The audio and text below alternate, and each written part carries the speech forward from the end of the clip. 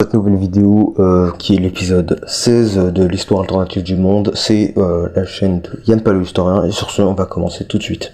Pendant que la guerre civile en Afrique a eu lieu, des révoltes pour demander du changement dans le Angola portugais commencent. Et ça a l'air mal, du coup les réformes sont acceptées. Au Moyen-Orient, plus précisément dans le sultanat turc, des révoltes ont lieu dû à la crise économique qui a lieu dans presque tout le Moyen-Orient. Bizarre.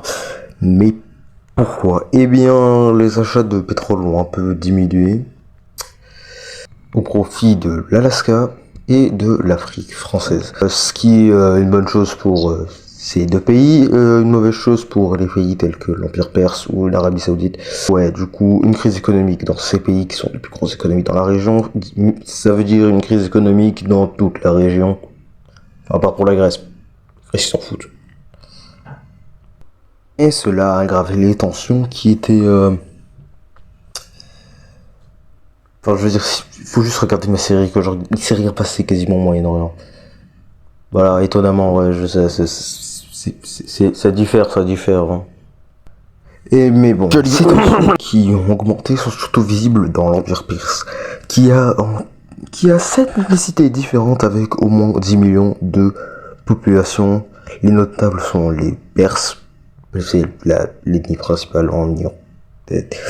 Bref, ensuite c'est les Kurdes, puis les Arméniens, Irakiens, Afghans, Azerbaïdjanais, qui ont un peu plus de 10 millions de personnes. Bon, faut juste voir la carte.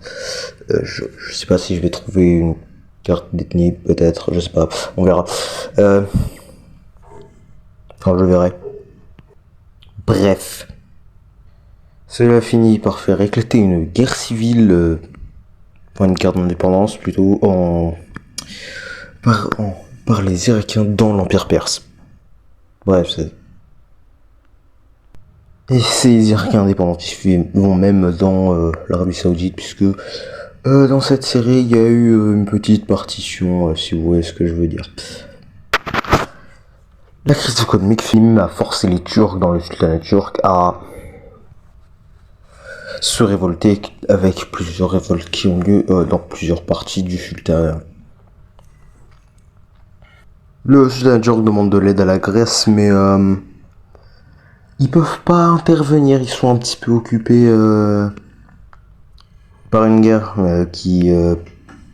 bon, là c'est parce que j'ai la carte du dernier épisode, mais qui... c'est pas encore fini sur la timeline de ma série. Bref, on va y revenir plus tard. L'épisode 16 ayant lieu à peu près en même temps que l'épisode 15. Les rebelles turcs continuent à gagner du terrain dans le sultanat turc. Et ils continuent encore à gagner du terrain. Ce qui finit par le sultanat turc accepter un traité de paix avec les rebelles. Mais pas avant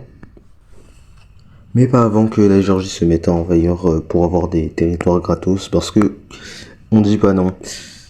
En Arabie Saoudite, les Jordaniens se révoltent également. À l'aide du pays à côté, que je ne veux pas citer parce que Internet et surtout Twitter risquent de péter un câble, quelle que soit la réponse que je donne. Du coup, on va ignorer. Hein. Dans l'Empire Perse, les Syriens essayent de devenir indépendants pour ensuite rejoindre la Syrie. C'est alors que l'Empire Perse décide de se rendre pour éviter que les Azerbaïdjanais, qui ont les régions avec le plus de pétrole, essayent de devenir indépendants, parce que le pétrole c'est cool pour l'économie, je suppose. C'est alors qu'au même moment, le 15 septembre 2016, dans ma série, la deuxième guerre de libération du Québec se termine. Cool. Vous avez vu le dernier épisode, hein, normalement vous avez ça.